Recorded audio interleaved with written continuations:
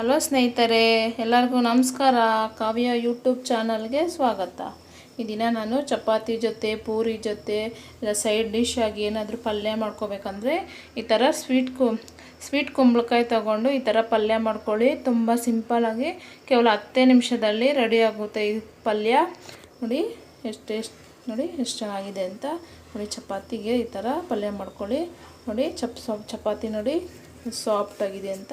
ನೋಡಿ ಇನ್ನೊಂದು ವಿಡಿಯೋದಲ್ಲಿ ನಿಮಗೆ ಈ ಥರ ಸಾಫ್ಟಾಗಿರೋ ಚಪಾತಿ ಹೇಗೆ ಮಾಡೋದಂತ ತೋರಿಸ್ಕೊಡ್ತೀನಿ. ಈಗ ಕುಂಬಳಕಾಯಿ ಪಲ್ಯ ಮಾಡೋಣ ಹೆಂಗೆ ಮಾಡೋದಂತ ತೋರಿಸ್ಕೊಡ್ತೀನಿ. ಬನ್ನಿ, ಮಾಡೋ ವಿಧಾನ ಮತ್ತು ಬೇಕಾದ ಪದಾರ್ಥ ತೋರಿಸ್ತೀನಿ. ಅದಕ್ಕಿಂತ ಮುಂಚೆ ನನ್ನ ವಿಡಿಯೋ ಸಬ್ಸ್ಕ್ರೈಬ್ ಮಾಡ್ಕೊಳ್ಳಿ ಅಂದರೆ ಈಗ ಸಬ್ಸ್ಕ್ರೈಬ್ ಮಾಡ್ಕೊಳ್ಳಿ. ಹಾಗೆ ಮೇಲಿರೋ ಬೆಲ್ ಬಟನ್ ಕ್ಲಿಕ್ ಮಾಡಿ, ಲೈಕ್ ಕೊಡಿ, ಶೇರ್ ಮಾಡಿ, ಕಮೆಂಟ್ ಮಾಡಿ. ಈಗ ಬನ್ನಿ ತೋರಿಸ್ತೀನಿ ಹೇಗೆ ಮಾಡೋದಂತ. ಈಗ ಬನ್ನಿ ಮಾಡೋ ವಿಧಾನ ಮತ್ತು ಬೇಕಾದ ಪದಾರ್ಥ ತೋರಿಸ್ಕೊಡ್ತೀನಿ ನಾನು. ನೋಡಿ 1 ಸ್ಪೂನು ಧನಿಯಾ ಪೌಡರು, ಸ್ವಲ್ಪ ಎಣ್ಣೆ, ರುಚಿಗೆ ತಕ್ಕಷ್ಟು ಉಪ್ಪು, ನೋಡಿ ಖಾರಕ್ಕೆ ಅನುಗುಣವಾಗಿ ಖಾರದ ಪೌಡರ್ ತೊಗೊಂಡಿದ್ದೀನಿ, ಸ್ವಲ್ಪ ಕಾಯಿ ತುರಿ ತೊಗೊಂಡಿದ್ದೀನಿ, ಕೊತ್ತಂಬರಿ ಸೊಪ್ಪು, ಸ್ವಲ್ಪ ಕರಿಬೇವು ಮತ್ತು 1 ಈರುಳ್ಳಿ, ದಪ್ಪ ಈರುಳ್ಳಿ ಕಟ್ ಮಾಡ್ಕೊಂಡು ನೋಡಿ ಈ ಥರ ಉದ್ದುದ್ದಾಗಿ ಕಟ್ ಮಾಡ್ಕೊಂಡಿದ್ದೀನಿ. ಹಾಗೆ ನೋಡಿ ನಾನು ಅರ್ಧ ಬೌಲು ನೋಡಿ 1 ದೊಡ್ಡ ಬೌಲ್ ಆಗೋಷ್ಟು ಸಿಹಿ ಕುಂಬಳಕಾಯಿ ತೊಗೊಂಡಿದ್ದೀನಿ. ನೋಡಿ ಈ ಥರ ಚಿಕ್ಕದಾಗಿ ಪೀಸ್ ಮಾಡಿ ನೋಡಿ ಅದರೊಳಗಿನ ಬೀಜ ಎಲ್ಲ ತೆಗೆದು ಈ ಥರ ಚಿಕ್ಕದಾಗಿ ಕಟ್ ಮಾಡ್ಕೊಂಡಿದ್ದೀನಿ. ಈಗ ಹೇಗೆ ಮಾಡೋದಂತ ತೋರಿಸ್ಕೊಡ್ತೀನಿ ನೋಡಿ. ನೋಡಿ ಸ್ಟವ್ ಮೇಲೆ ಬಾಣಲಿ ಇಟ್ಟಿದ್ದೆ, ಬಿಸಿ ಆಗ್ತಾಯಿದೆ. ಈಗ ನಾನು ಸ್ವಲ್ಪ ಎಣ್ಣೆ ಸೇರಿಸ್ಕೊತೀನಿ. ನೀವು ನೋಡಿ ಆ್ಯಡ್ ಮಾಡ್ಕೊಳ್ಳಿ. ಎಣ್ಣೆ ಕಾದ್ಮೇಲೆ ಸ್ವಲ್ಪ ಸಾಸಿವೆ ಚೆನ್ನಾಗಿ ಚಿಡೀಲಿ. ನೋಡಿ ಸಾಸಿವೆ ಚಿಡೀತಾ ಇದೆ. ಈಗ ನಾನು ಈರುಳ್ಳಿ ಆ್ಯಡ್ ಮಾಡ್ಕೊತೀನಿ. ಈರುಳ್ಳಿ ಚೆನ್ನಾಗಿ ಫ್ರೈ ಮಾಡ್ಕೊತೀನಿ. ಸ್ವಲ್ಪ 1-2 ನಿಮಿಷ ಈ ಥರ ಫ್ರೈ ಮಾಡ್ಕೊಬೋದು. ನೀವು ಬೇಕಾದರೆ ಕಡಲೆಬೇಳೆ ಮತ್ತು ಉದ್ದಿನಬೇಳೆ ಆ್ಯಡ್ ಮಾಡ್ಕೊಬೋದು. ನಾನು ಈಗ ಉದ್ದಿನಬೇಳೆ ಕಡಲೆಬೇಳೆ ಆ್ಯಡ್ ಮಾಡ್ತಾಯಿಲ್ಲ, ನೀವು ಬೇಕಾದರೆ ಆ್ಯಡ್ ಮಾಡ್ಕೊಳ್ಳಿ. ಈಗ ಈರುಳ್ಳಿ ಫ್ರೈ ಆಗಿದೆ. ನಾನು ತೊಗೊಂಡಿದ್ದೆಲ್ಲ ಕರಿಬೇವು ಅದನ್ನು ಸೇರಿಸ್ಕೊತೀನಿ. ನೋಡಿ ಈರುಳ್ಳಿ ಫ್ರೈ ಆಗಿದೆ. ಈಗ ನಾನು ಕುಂಬಳಕಾಯಿ ಆ್ಯಡ್ ಮಾಡ್ಕೊತೀನಿ.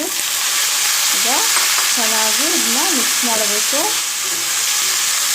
ಈ ಥರ ಕುಂಬಳಕಾಯಲ್ಲಿ ನೀರಿನ ಅಂಶ ಇರುತ್ತೆ.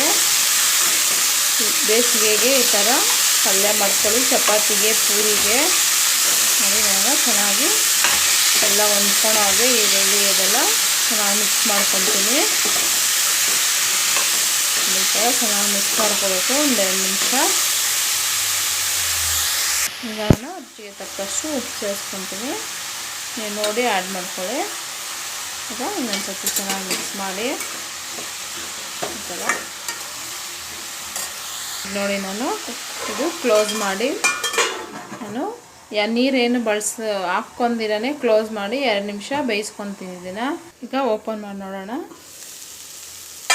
ನೋಡಿ ಸ್ವಲ್ಪ ಸಾಫ್ಟಾಗಿದೆ. ಈಗ ನಾನು ಸ್ವಲ್ಪ ನೀರು ಆ್ಯಡ್ ಮಾಡಿಕೊಂಡು ಇದನ್ನು ಬೇಯಿಸ್ಕೊತೀನಿ. ನಾನು ನೀವು ನೋಡಿ ತಗೊಳ್ಳಿ. ನಾನು ಸ್ವಲ್ಪ ಆ್ಯಡ್ ಮಾಡ್ಕೊತೀನಿ, ಯಾಕಂದರೆ ಸಿಹಿ ಕುಂಬಳಕಾಯಿ ಅಲ್ವಾ, ಬೇಗ ಬೆಂದ್ಕೊಬಿಡುತ್ತೆ, ಸಾಫ್ಟ್ ಆಗುತ್ತೆ. ಅದರಿಂದ ನಾನು ನೋಡಿ ಇಷ್ಟು ನೀರು ತೊಗೊಂಡಿದ್ದೀನಿ. ಈಗ ಒಂದು ಸರ್ತಿ ಮಿಕ್ಸ್ ಮಾಡಿ ಈಗ ನಾನು ಕ್ಲೋಸ್ ಮಾಡಿ ಸಾಫ್ಟ್ ಆಗೋಂಟ ಬೇಯಿಸ್ಕೊತೀನಿ 1-2 ನಿಮಿಷ. ಈಗ ನೋಡಿ 2 ನಿಮಿಷ ಆಗಿದೆ. ನಾನು ಓಪನ್ ಮಾಡಿ ನೋಡ್ತೀನಿ.